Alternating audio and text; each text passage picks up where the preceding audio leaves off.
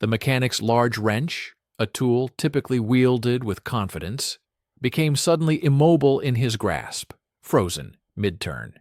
It was precisely 4:47 in the early morning hours of July 15th, 1943, and Chief Technician William Morrison found himself engulfed in the frigid expanse of a hangar at RAF Ballet Kelly, situated in the picturesque yet strategically vital region of Northern Ireland. He stared with a profound sense of despair at a scene that could only be described as a waking nightmare. Directly behind him, a formidable fleet of 40 consolidated B-24 Liberator bombers, each a colossal 4-engine behemoth specifically engineered for the arduous task of tracking and destroying German U-boats that relentlessly patrolled the vast and unforgiving Atlantic, lay scattered in various states of profound disrepair. A mere 18 of these formidable aircraft were deemed airworthy, capable of taking flight. The overwhelming majority, the remaining 22, had been systematically dismantled, their intricate components laid bare for the purpose of scheduled preventive maintenance, a process ironically intended to ensure their readiness. Morrison, his hands slick with the inevitable grease of his demanding profession, meticulously wiped them clean before consulting his logbook, a tome filled with the stark realities of wartime logistics. Squadron 120, a crucial component of the anti-U-boat effort, was under strict orders to launch 24 aircraft precisely at dawn for their vital patrol mission. He knew, with a sinking feeling, that he could realistically provide only 18. Perhaps, he mused, a sliver of hope flickering. If the notoriously temperamental hydraulic system on Liberator FL-847 decided to cooperate fully. Perhaps, if the complex engine swap on FL-92 could be miraculously completed within the next 60 minutes. The sheer weight of these ifs pressed down on him, the mathematical equation of readiness proving brutally unforgiving. RAF Coastal Command, a critical defense arm, operated an approximate total of 80 Liberators, distributed across 2 squadrons stationed at Ballet Kelly. Yet, on any given day, during the pivotal month of July 1943, fewer than 40 of these aircraft were genuinely mission-capable. The distressing remainder languished indefinitely in maintenance hangars, caught in the relentless cycle of either routine 50-hour preventive checks or, more frequently, emergency repairs, necessitated by issues that often arose directly after those very same checks. This meant that a staggering half of the entire fleet remained perpetually grounded, paralyzed, while cunning German U-boats continued their insidious campaign, slipping through the strategic mid-Atlantic gap with alarming ease, relentlessly sinking Allied merchant ships, laden with desperately needed provisions of food, essential fuel, and vital ammunition destined for the embattled shores of Britain. Please stay with us and watch the end of the video. We will be grateful for your like and subscription. Please write a comment about where you are from and what you think about the video topic. The cold, hard statistics painted an undeniably grim and alarming picture of the unfolding maritime disaster. Between the months of January and June in 1943 alone, German U-boats had successfully orchestrated the sinking of an astonishing 282 Allied merchant vessels. This translated to a staggering 1.5 million tons of irreplaceable shipping sent to the unforgiving depths of the ocean. Each individual Liberator bomber, a marvel of wartime engineering, represented a substantial investment of $140,000 and the culmination of many months of intensive production efforts. Consequently, every single one of these aircraft that remained grounded signified one less formidable hunter actively stalking the elusive and destructive submarines. The operational readiness rate a critical metric of military effectiveness, hovered precariously at a mere 48%. This meant that for every 2 bombers meticulously constructed and delivered, 1 sat idly and uselessly in a hangar, a silent testament to a systemic problem. Morrison, a veteran of countless mechanical battles, was intimately familiar with the established protocols. According to the stringent regulations set forth by the Air Ministry, every 50 flying hours, each Liberator was mandated to undergo a comprehensive and exhaustive preventive maintenance procedure.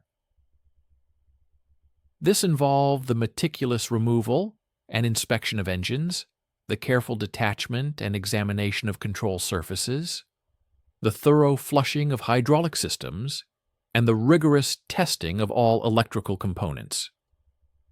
Ground crews, working tirelessly, were allocated a demanding 72 hours to diligently complete this extensive checklist.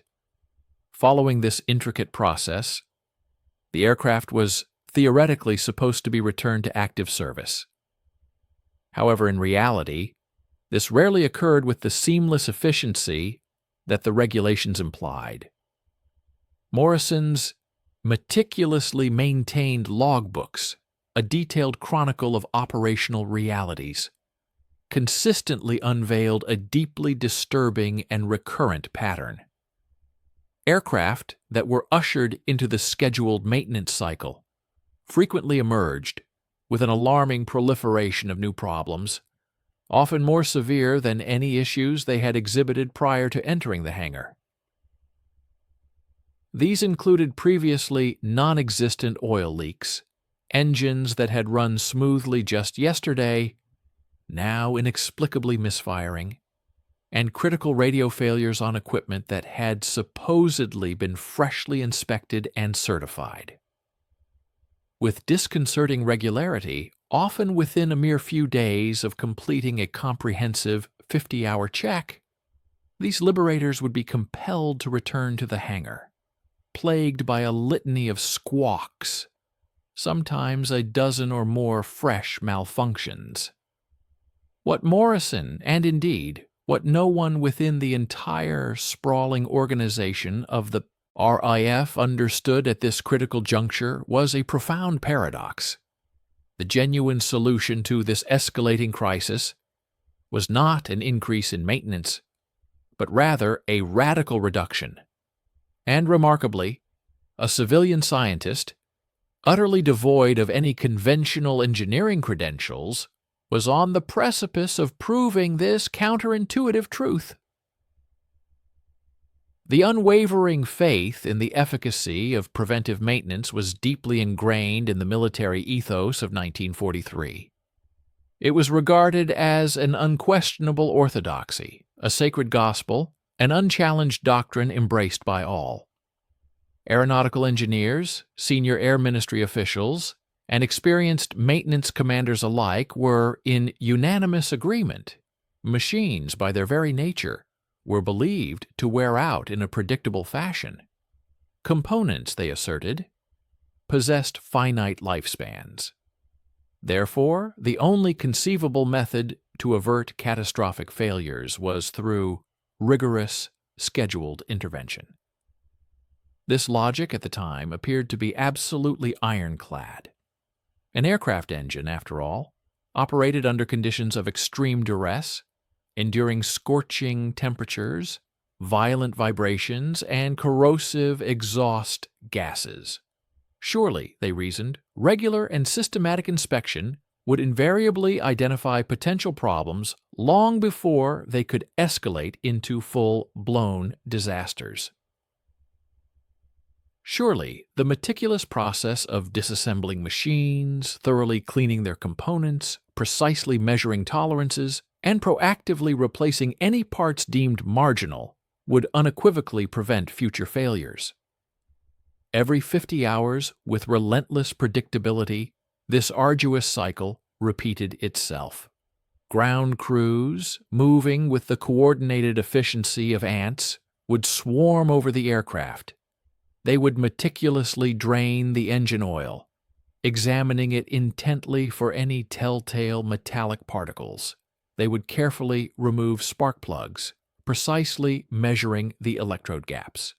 They would rigorously test magnetos, painstakingly adjust carburetors, and scrupulously check valve clearances. The process was undeniably thorough, comprehensively detailed, and utterly exhaustive. Yet paradoxically, it was systematically eroding operational capability. By the summer of 1943, the crisis had deepened considerably, reaching critical proportions. RAF Coastal Command bore the immense responsibility for relentlessly hunting German U-boats across the vast expanse of the eastern Atlantic and the treacherous waters of the Bay of Biscay. The long-range Liberators, specifically outfitted with advanced centimetric radar systems, represented the absolute cutting edge of anti-U-boat warfare technology. However, these state-of-the-art radar-equipped aircraft, if they remained idly sitting in hangars, were sinking precisely 0 submarines. Air Chief Marshal Sir Philip Joubert, who had admirably commanded Coastal Command until February 1943, had repeatedly found himself in sharp disagreement with the Air Ministry concerning the allocation of crucial resources. "Give me more aircraft," he had adamantly demanded, his voice echoing the urgency of the situation. "We desperately need 120 VLR very long-range Liberators to effectively close the formidable mid-Atlantic gap." The Air Ministry, in response, offered a bureaucratic deluge of studies, committees, and detailed reports. They painstakingly calculated production rates and meticulously scrutinized shipping allocations. They endlessly debated whether Coastal Command's dire needs genuinely superseded those of Bomber Command's strategic bombing campaign. Crucially, throughout all these discussions, not a single individual dared to question whether the fundamental problem might reside within the very maintenance doctrine itself. The graveyard of failed solutions continued to grow, piling up like the ever-increasing stack of maintenance discrepancy reports. Solution number 1 involved a straightforward approach: significantly increase ground crew staffing. The logic was to add more mechanics in an attempt to reduce aircraft turnaround time. The disheartening result, however, was that more hands pulling apart intricate aircraft components did not, in fact, improve overall readiness. Instead, it merely created a greater number of opportunities for human error during the complex and critical reassembly process. Solution number 2 proposed implementing stricter quality control measures. This meant adding additional inspection stages designed to catch any mistakes that might occur. The outcome was predictable. Maintenance procedures took even longer to complete. Consequently, readiness rates, far from improving, remained stubbornly stagnant. Solution number 3 involved a seemingly logical adjustment: reduce the interval between preventive maintenance checks from 50 hours to a shorter 40 hours. The rationale was to catch potential problems earlier. The lamentable result, however, was that aircraft ended up spending even more time grounded in hangars. The supposed cure, in a cruel twist of irony, proved to be far worse than the original disease. Solution number 4 aimed to address urgent operational needs by creating express maintenance schedules. The idea was to rush critical aircraft through their checks. The inevitable result was that rushed work inherently generated more mistakes and oversights. Consequently, the number of emergency repairs multiplied dramatically, further exacerbating the crisis. Despite these repeated failures, the expert consensus remained remarkably firm and unwavering. Professor J.B.S. Haldane, a distinguished scientific advisor to the Air Ministry, articulated the prevailing belief, writing, "Mechanical reliability intrinsically derives from preventive intervention. The alternative, which is to passively wait for failures to manifest, inevitably invites catastrophe." The esteemed Royal Aeronautical Society diligently published scholarly papers detailing what they considered to be optimal inspection intervals. Engineering manuals meticulously specified precise torque values, critical clearance measurements, and detailed replacement schedules, down to the smallest bolt. In this environment of deeply entrenched belief, absolutely nobody dared to suggest the radical notion of simply doing less. The stakes involved in this ongoing struggle could not have been higher.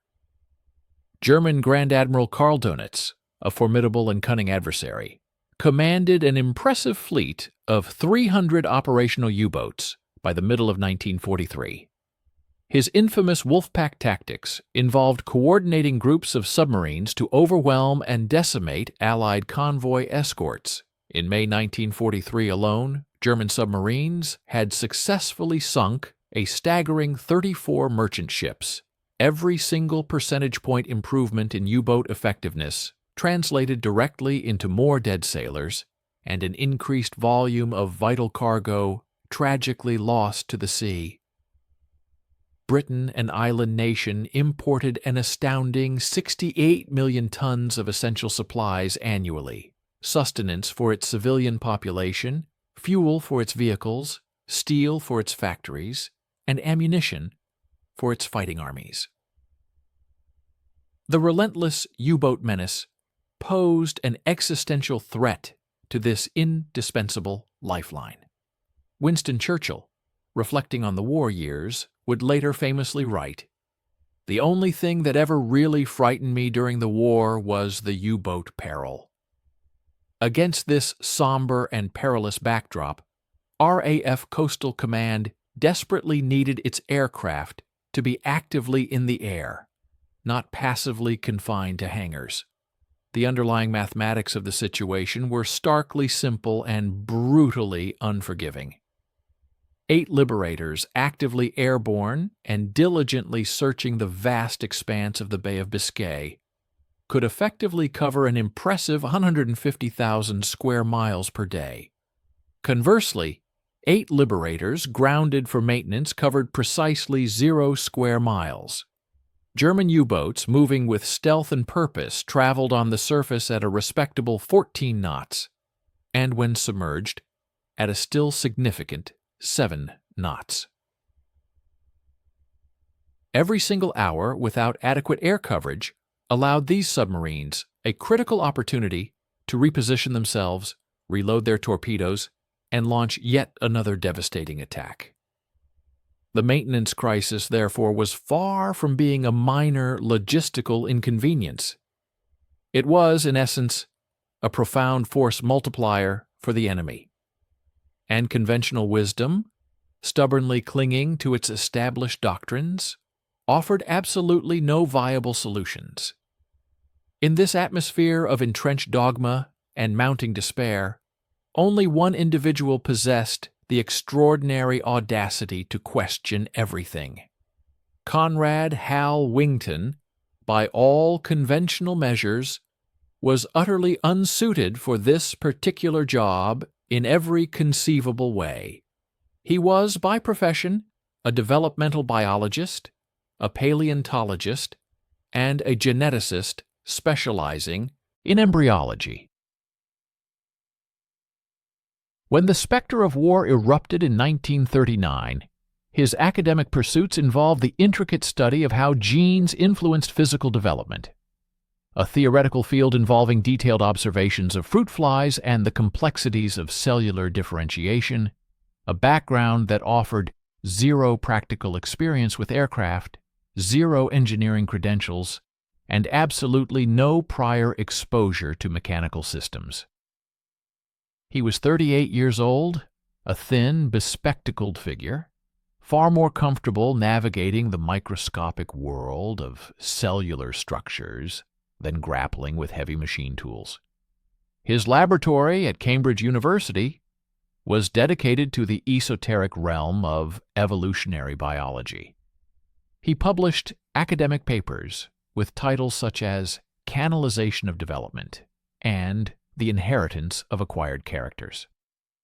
He was, in essence, a scientist's scientist, brilliant in abstract theory, yet seemingly utterly unprepared for the harsh realities of military logistics. Yet, in 1940, Patrick Blackett, a distinguished physicist, future Nobel laureate, and a pioneering figure in the nascent field of operational research, made the unconventional decision to recruit Wington for RAF, Coastal Command's newly formed Operational Research Section. Blackett possessed a rare ability to see beyond mere credentials. He sought out minds that instinctively questioned assumptions, minds that could approach intractable problems from unconventional and fresh angles. Wington subsequently joined CCS, a Coastal Command Operational Research Section, in late 1940. His initial assignments focused on analyzing tactics and assessing weapons effectiveness. He meticulously analyzed bombing runs against U-boats.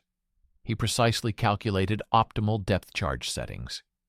He meticulously studied various camouflage schemes. This unconventional work, surprisingly, produced astonishing results that frequently defied military conventional wisdom.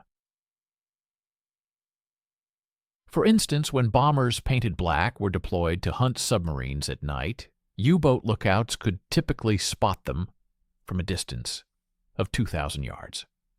Wington, employing rigorous scientific methodology, conducted controlled tests with different paint schemes.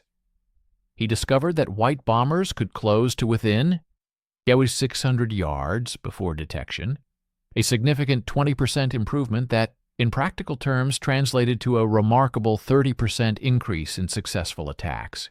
Commanders initially resisted the idea of white aircraft, scoffing, "Ridiculous! They'll be visible for miles." However, Wington methodically provided compelling data, irrefutable evidence, and precise mathematical analysis. Eventually, after considerable debate, they reluctantly relented. The subsequent U-boat sinkings demonstrably increased. Next, Wington turned his analytical gaze to depth charges. RAF doctrine at the time prescribed a 100-foot detonation depth. Wington meticulously studied hundreds of actual attacks. He observed that most hit U-boats were typically crash diving, still relatively near the surface. He then calculated the truly optimal detonation depth, a mere 25 feet. Commanders vehemently argued that the official manual explicitly specified 100 feet, and that engineering studies had definitively determined that depth. Wington, however, countered with his irrefutable operational data.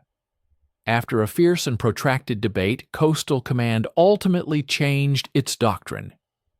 The results were so staggering that they silenced even the most ardent critics. U-boat destruction rates astonishingly increased sevenfold. These remarkable victories, achieved through unconventional analysis, were now preparing Wington for his most consequential and paradigm-shifting insight yet. It was a truly groundbreaking revelation, perhaps his most profoundly impactful insight to date. By the summer of 1943, specifically in July, Wington had decisively shifted his considerable intellectual energies towards confronting a pervasive and critical challenge: the severely compromised operational readiness of the Allied air fleet. At the Ballet Kelly Air Base, 2 squadrons of formidable Liberator aircraft, totaling 40 machines, were struggling mightily. On any given day, a disheartening average of only 20 Liberators could achieve a flight-ready status, effectively grounding a full half of the vital fleet. The root cause of this debilitating deficiency was not found in a scarcity of manufacturing capacity, a shortage of trained pilots, or even a lack of essential fuel supplies. Instead, the insidious bottleneck lay squarely within the realm of maintenance procedures. Determined to unearth the truth, Wington embarked on a methodical investigation, personally traversing the bustling flight line at RAF Ballet Kelly. He engaged directly with the tireless ground crews, fostering genuine conversations rather than conducting formal, intimidating interrogations from an officer to his subordinates. Chief Technician Morrison, his face etched with frustration, vividly articulated the maddening, cyclical predicament. An aircraft arrives for its scheduled 50-hour maintenance, often in perfectly airworthy condition. We meticulously adhere to every item on the checklist, disassembling the engines, thoroughly inspecting every component, and then, painstakingly, reassembling the entire system.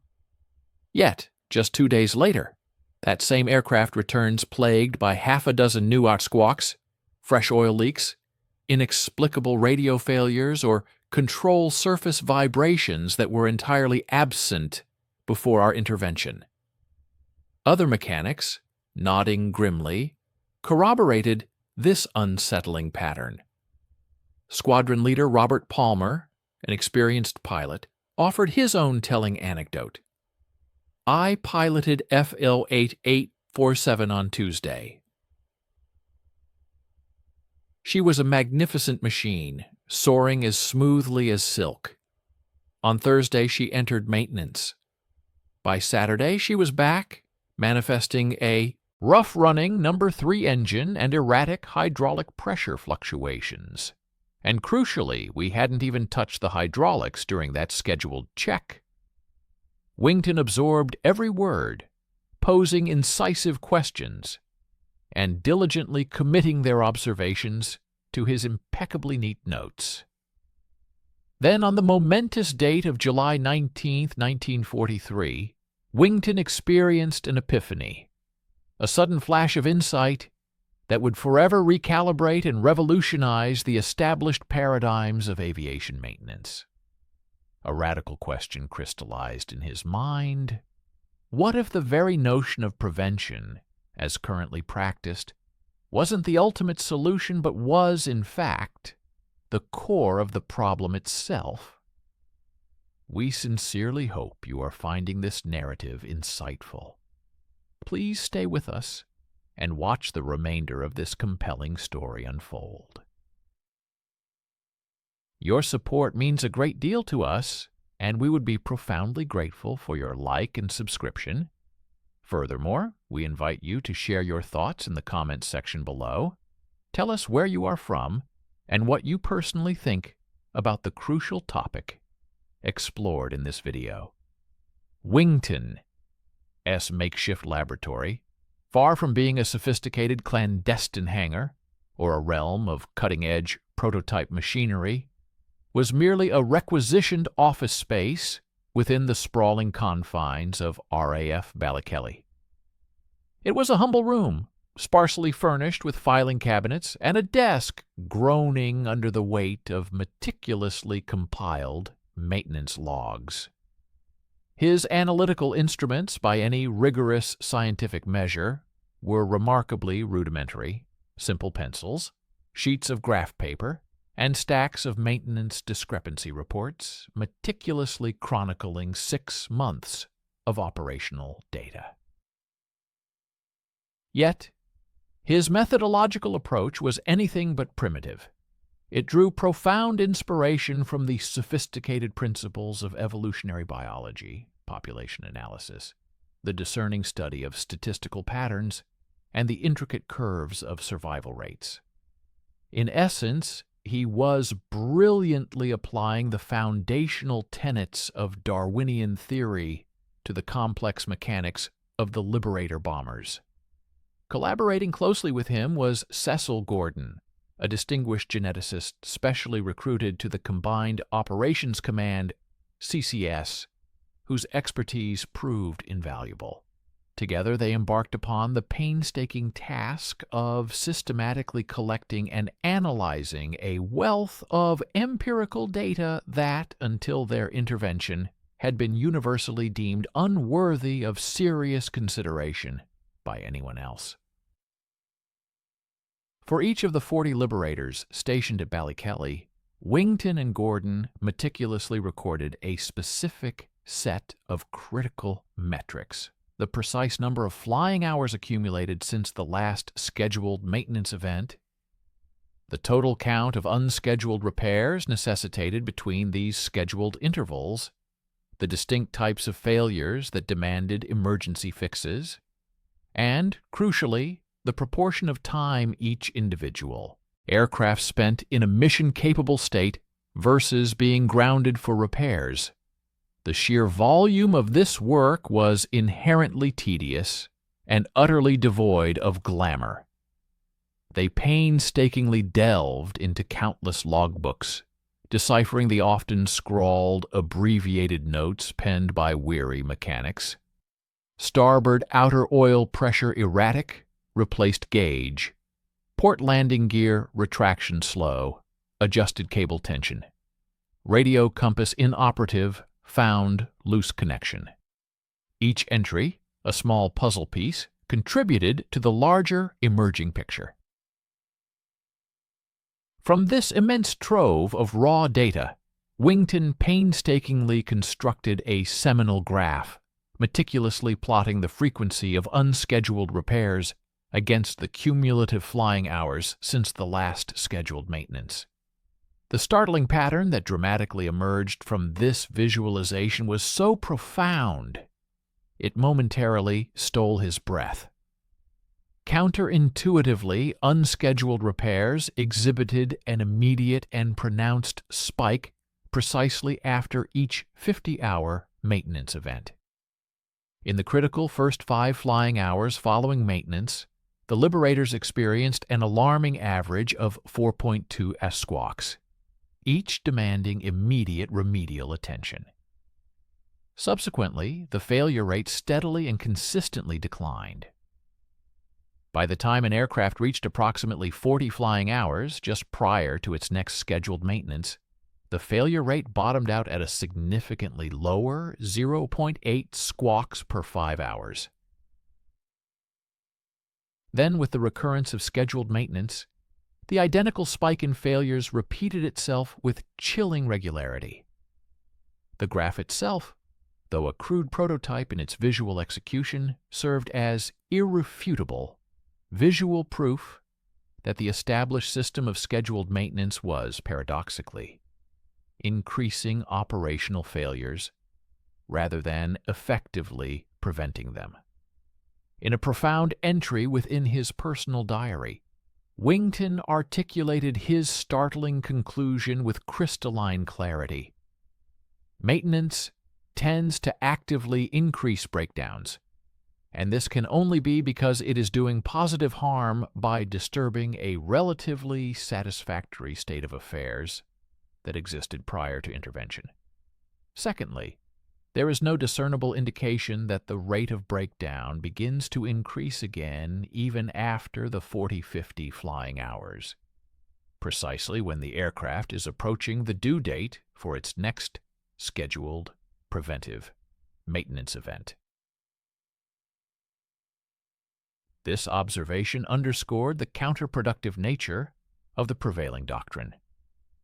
The initial crucible for Wington, his revolutionary findings, arrived when he formally presented them to Station Commander Group Captain Harold Maguire on August 3, 1943. With quiet confidence, he unfurled his meticulously crafted graph, patiently elucidated his rigorous methodology, and delivered his stark, unequivocal conclusion. The current system of scheduled maintenance was, in effect, actively sabotaging operational readiness. Maguire, a seasoned officer, stared intently at the compelling data, a mixture of disbelief and intrigue clouding his expression. "Are you suggesting," he queried, his voice betraying his astonishment, "that we should actually perform less maintenance on our aircraft?" Wington, unwavering, responded, "I am asserting that the current maintenance interval is profoundly counterproductive.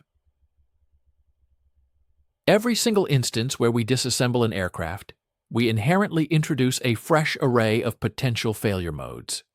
Fasteners that have been loosened and subsequently retorqued rarely achieve the same perfect seating as their original factory state. Gaskets that are removed and then replaced are prone to developing new leaks. Electrical connections that are disturbed often create intermittent, frustrating faults that are difficult to diagnose." Maguire, visibly struggling to process this radical departure from established wisdom, searched for appropriate words. That's utterly illegal," he finally exclaimed, his voice tinged with exasperation. "Air Ministry regulations explicitly mandate 50-hour preventive maintenance for all aircraft." Wington, resolute, countered, "Those very regulations are actively decimating our operational capability. This situation is beyond insane." "Are you truly asking me to instruct my experienced maintenance officers to disregard official doctrine based purely on research derived from biological principles?" Yet Wington possessed the undeniable weight of his data, weeks of meticulously compiled numbers, revealing undeniable patterns that could not, under any rational scrutiny, be simply dismissed. In a moment of exceptional foresight and courage, Maguire made a pivotal decision, one that would reverberate profoundly throughout the annals of aviation history. "Draft your recommendations," he commanded, his voice firm. "Prepare a formal report. I will personally ensure it is forwarded through the appropriate channels." That consequential document, conspicuously marked "secret" and distributed to a carefully restricted cadre of precisely 17 senior officers, would ultimately emerge as the most impactful maintenance directive of the entire Second World War. The highly sensitive report eventually reached the August Air Ministry headquarters in London on August 17, 1943. It landed squarely upon the desks of men who had dedicated their entire careers to meticulously constructing and refining established maintenance doctrine. Wing Commander Thomas Whitaker, the formidable director of aircraft maintenance, perused Wington's audacious conclusions and without hesitation immediately fired back a scathing memo. "This analysis fundamentally contradicts the most basic principles of mechanical reliability. Furthermore, the author possesses absolutely no engineering qualifications. His recommendations unequivocally endanger both aircraft and their invaluable crews."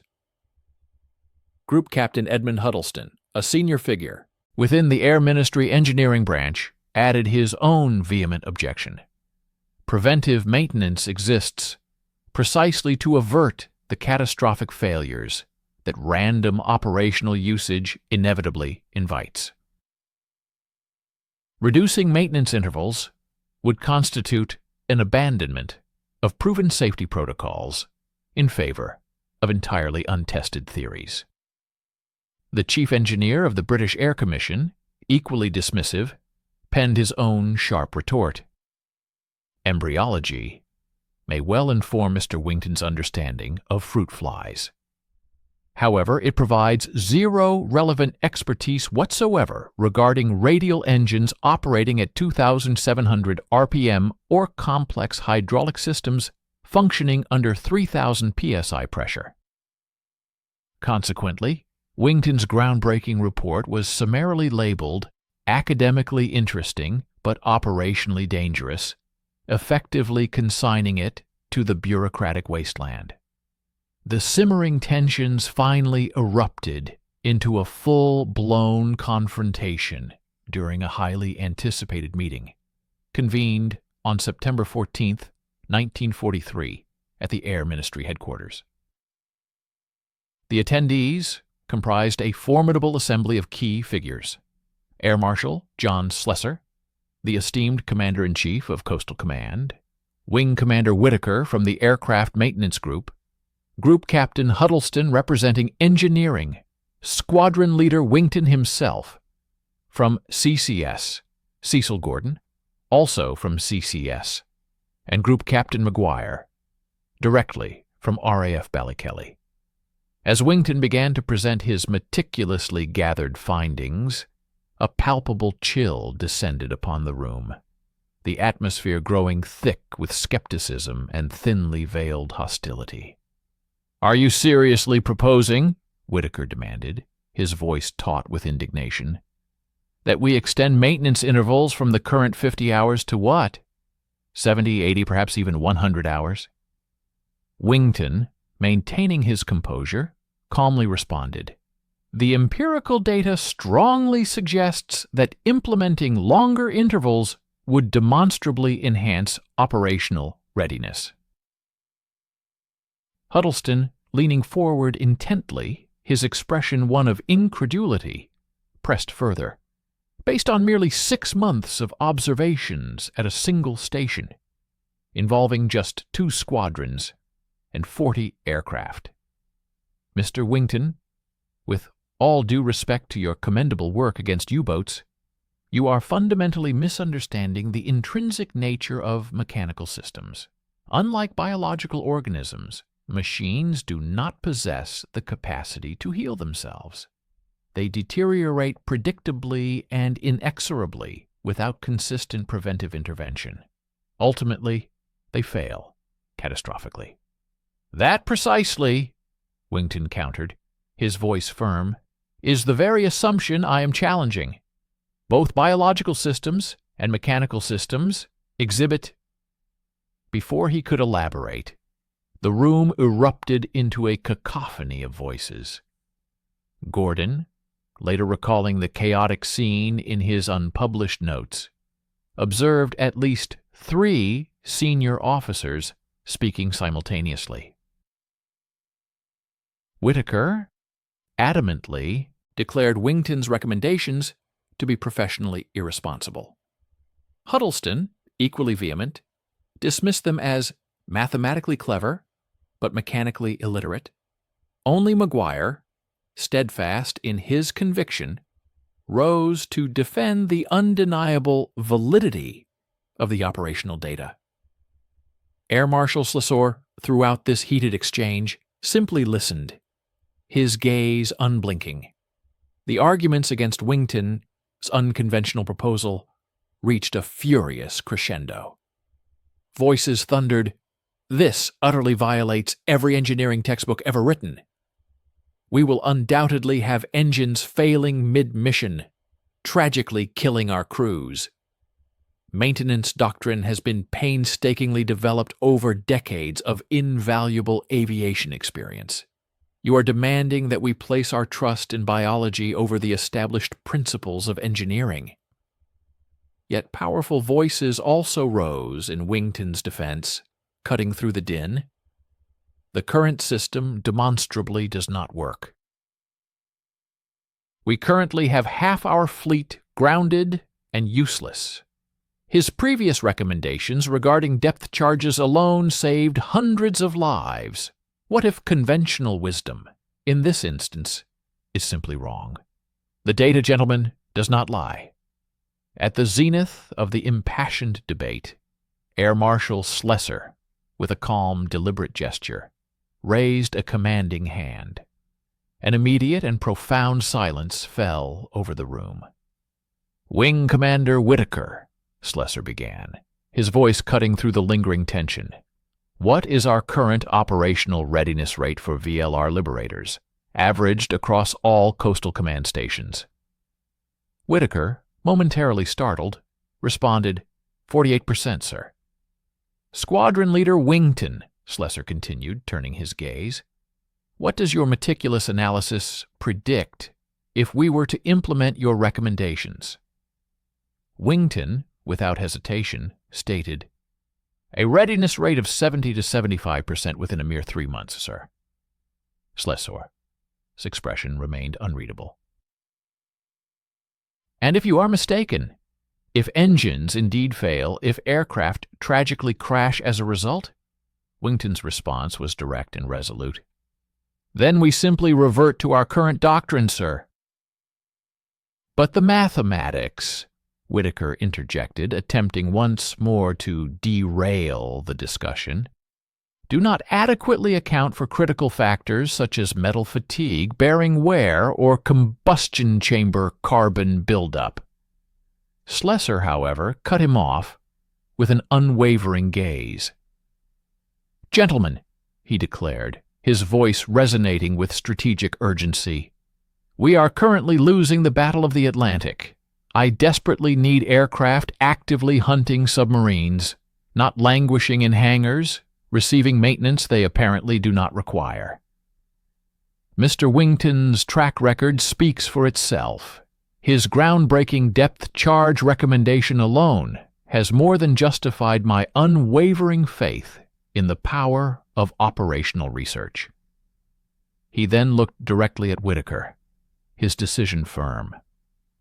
"I am authorizing a controlled test. RAF Ballet Kelly will immediately implement these revised maintenance protocols. We will meticulously monitor failure rates, engine conditions, and structural integrity over a period of 3 months. If operational readiness demonstrably improves without any adverse safety incidents, we will then expand the program across the command." The atmosphere in the room grew heavy with a profound silence, palpable with unspoken apprehension. "Sir," Whitaker began, his voice measured and deliberate, "you are venturing into uncharted territory, potentially jeopardizing both our valuable aircraft and the courageous personnel who operate them." Air Marshal Slessor, however, swiftly interjected, his conviction unwavering.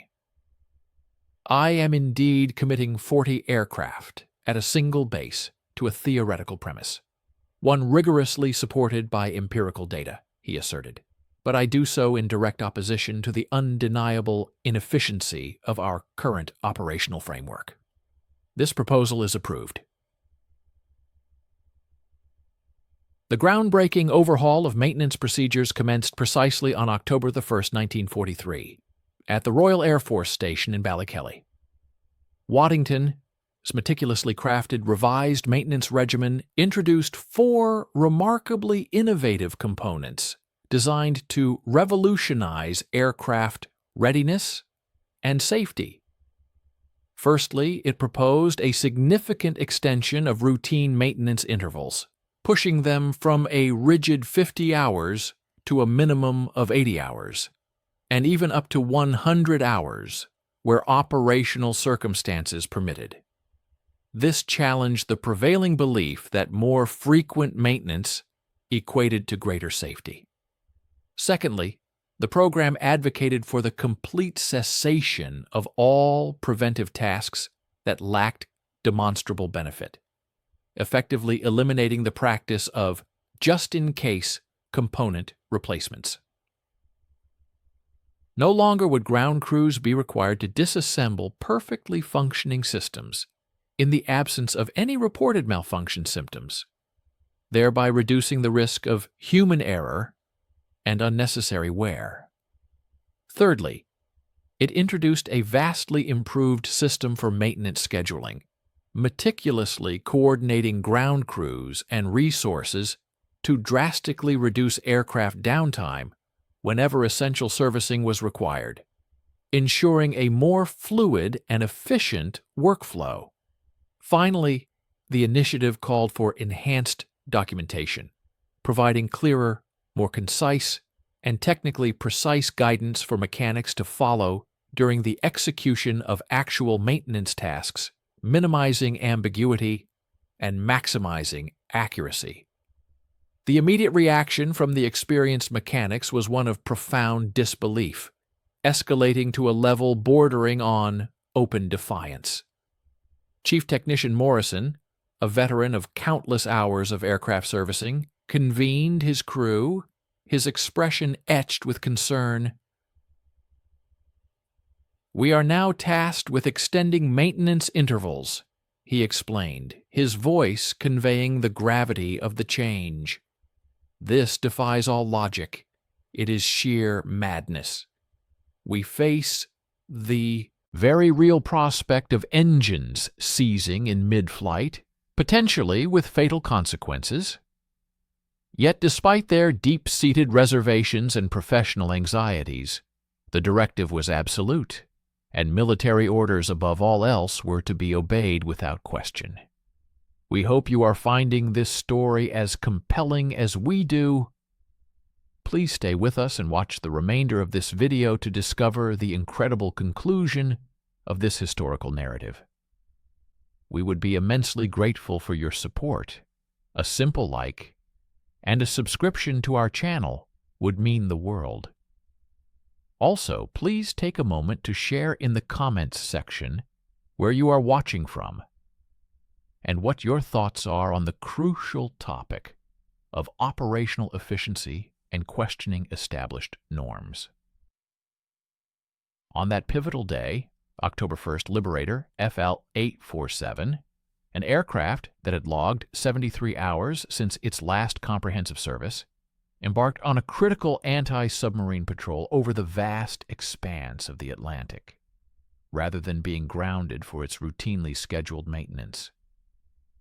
Chief Technician Morrison, his heart heavy with foreboding, watched the bomber vanish into the distant sky, convinced that he was sending its crew to their untimely demise.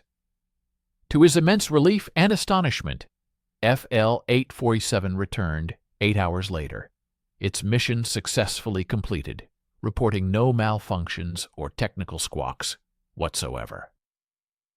By the 15th of October, merely 2 weeks into the new regime, an astonishing array of performance data began to surface, painting a stark contrast between the old and new systems. In the period immediately preceding the implementation of Waddington as system, specifically from July to September 1943, the average operational readiness of aircraft stood at a dismal 48%.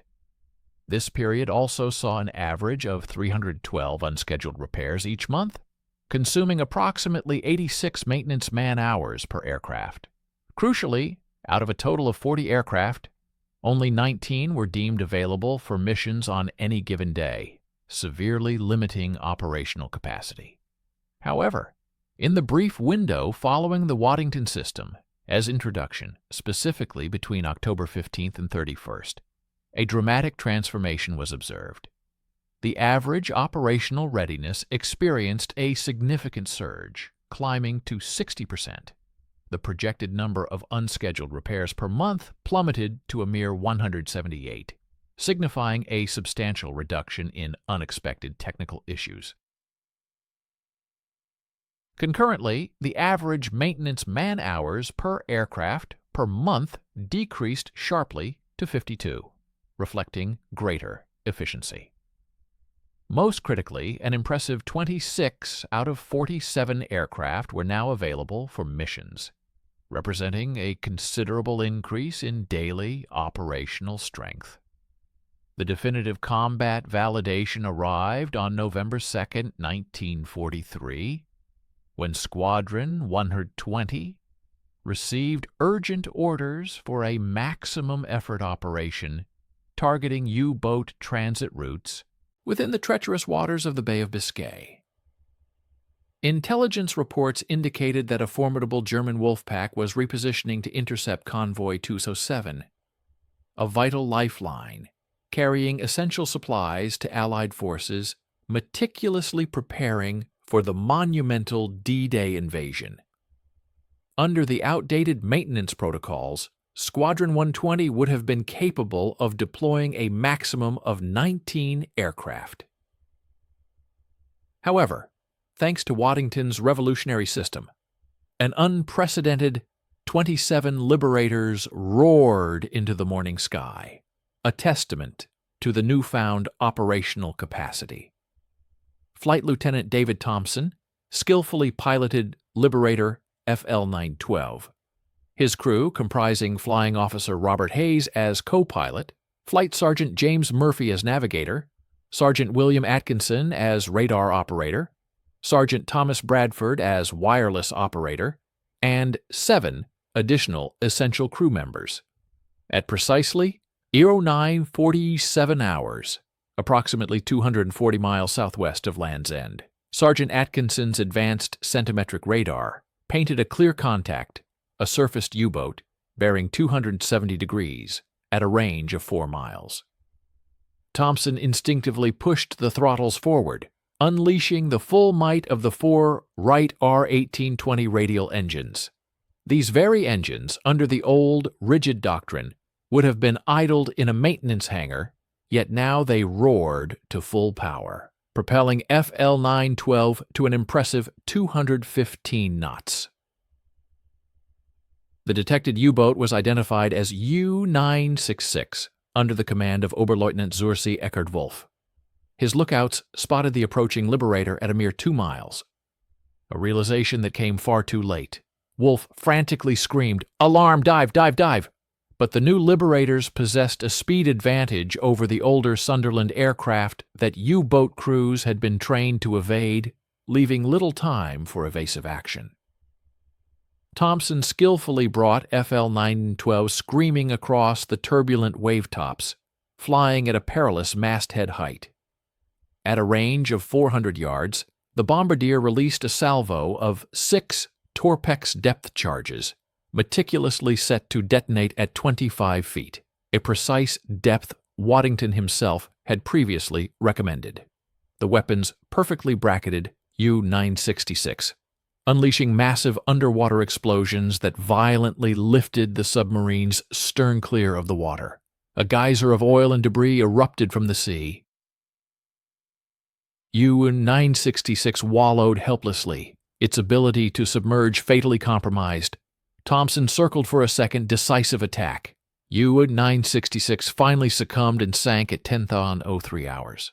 48 of its crew perished, while a mere 3 survivors were later rescued by the Royal Navy corvette HMS Sunflower approximately 6 hours after the sinking. On that very same day, across the vast expanse of the Bay of Biscay, other successes underscored the profound impact of the new system. Liberator FL-823, expertly piloted by Flight Lieutenant Michael Barnes, successfully sank U-340. Additionally, Liberator FL-91, under the command of Squadron Leader Peter O'Brien, inflicted significant damage upon U-271, compelling it to abort its patrol mission. Furthermore, Liberator FL-887, piloted by Flight Lieutenant Charles Robinson, forced U-618 into an emergency crash dive, effectively disrupting its attack position. In total, 4 U-boats were engaged, resulting in 2 sinkings, 1 damaged, and 1 mission disrupted. A remarkable achievement, particularly as all these critical engagements were carried out by aircraft that, under the previous, more conservative maintenance doctrine, would have been grounded. German submarine commanders were quick to notice the dramatic shift in Allied aerial presence.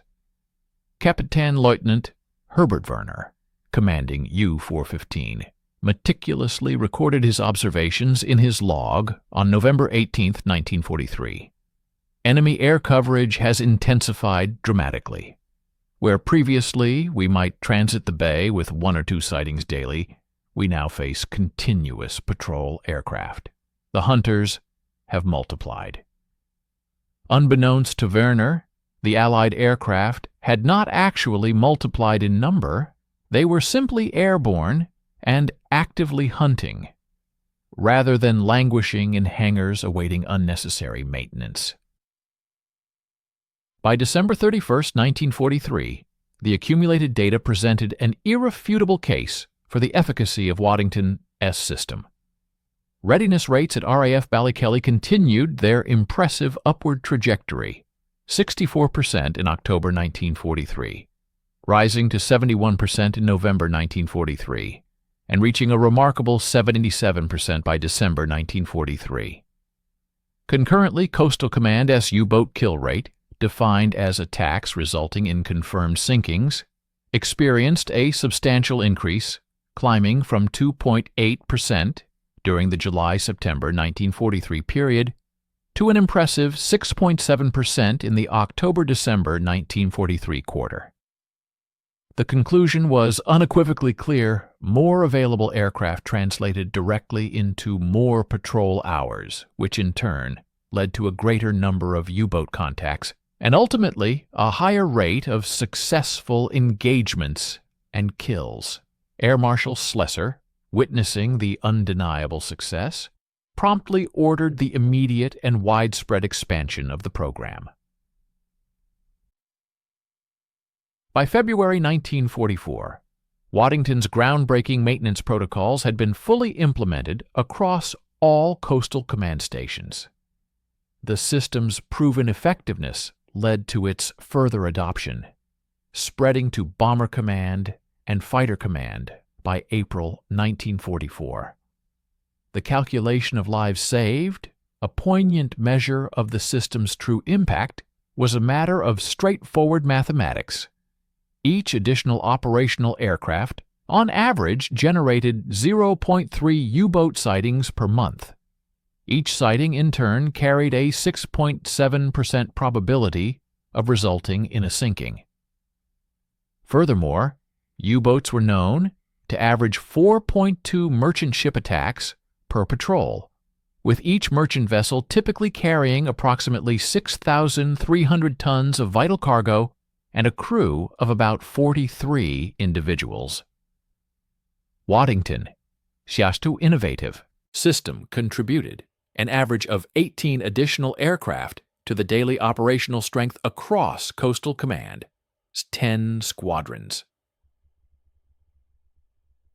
This numerical advantage translated into a profound impact on human lives: 18 aircraft multiplied by 0.3 sightings, then by a 6.7% kill probability, further by 4.2 prevented attacks, and finally by 43 crew members per ship, approximated to 690 merchant sailors who were spared death each month because liberators were actively hunting instead of being confined to hangars. Over the remaining 17 months of the European War, this extrapolated to a staggering 11,730 lives saved. These merchant sailors were able to return to their families. Critical cargo reached Britain's shores, food sustained civilians, and fuel-powered Allied armies, all because one astute biologist dared to pose a fundamental question: what if we are actually performing too much maintenance? Remarkably, the foundational principles of this very system continue to be employed in modern aviation to this day. Following the cessation of hostilities on May 8, 1945, Waddington quietly returned to his academic pursuits at Cambridge University, resuming his specialized embryology research. He published his wartime diary in 1946, though its contents remained classified until 1973, when it finally saw public release under the title Operational Research in World War II, ISBN 023615463X. True to his modest nature, he never actively sought publicity nor attempted to capitalize on his extraordinary wartime achievements. When approached by journalists inquiring about his contributions, he consistently deflected credit, humbly stating, "Many brilliant people contributed to operational research. I was merely one analyst among many." Yet, the raw numbers themselves eloquently narrate his profound story. Waddington's transformative maintenance system gained widespread adoption across all Royal Air Force commands by August 1944. Its proven success led to its implementation within the Royal Navy Fleet Air Arm by October 1944, and its principles were even shared with the U.S. Army Air Forces through a classified exchange program by December 1944. Across all these diverse implementations, the average improvement in operational readiness stood at an impressive 61%. In 1968, a quarter century after Waddington's initial breakthroughs, two forward-thinking United Airlines engineers, Stanley Nolan and Howard Heap, independently stumbled upon Waddington's previously classified wartime reports. They were reportedly astonished to discover that a biologist working in 1943 had already identified the very principles they were in the process of independently rediscovering.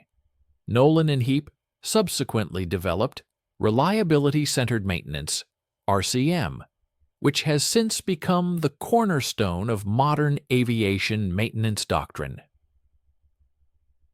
The core tenets of RCM directly echo Waddington's prescient conclusions from 1943 that most mechanical failures are not inherently age-related, that excessive preventive maintenance can paradoxically induce failures, that condition-based monitoring is inherently superior to fixed-interval overhauls, and that, for non-critical systems, a run-to-failure strategy is often the most optimal approach. Today, every commercial airliner, military jet, and general aviation aircraft worldwide relies on maintenance programs that are directly derived from Waddington's wartime innovation. When a Boeing 737 safely completes 40,000 flight hours, it is, in a very real sense, a testament to Conrad Waddington's enduring legacy. Modern statistical analyses unequivocally demonstrate the dramatic and sustained improvement brought about by these principles. In the pre-RCM era of the 1960s, operational readiness hovered around a meager 35%. Following the widespread implementation of RCM in the 1980s, operational readiness soared to an impressive 92%. Today, in 2024, commercial aviation proudly boasts an astounding 97% operational readiness. In a fitting tribute to his pioneering work, the Royal Air Force named its crucial intelligence, surveillance, target acquisition, and reconnaissance hub, located in Lincolnshire, RAF Waddington. Although the base itself predates World War II, it has become inextricably linked with excellence in operational research. C.H. Waddington's esteemed collaborator Cecil Gordon later penned a profound observation. What Conrad taught me was to question every assumption, especially the ones everyone agrees upon. This sentiment encapsulates a powerful truth. The most perilous phrase that can permeate any organization is, "That's how we've always done it." Conrad Hal Waddington passed away on July 26, 1975, at the age of 69. His obituary in the Times, while acknowledging his scientific contributions, primarily focused on his groundbreaking genetics research, dedicating a mere single paragraph to his significant wartime operational research. It notably omitted any specific mention of his revolutionary work in aircraft maintenance.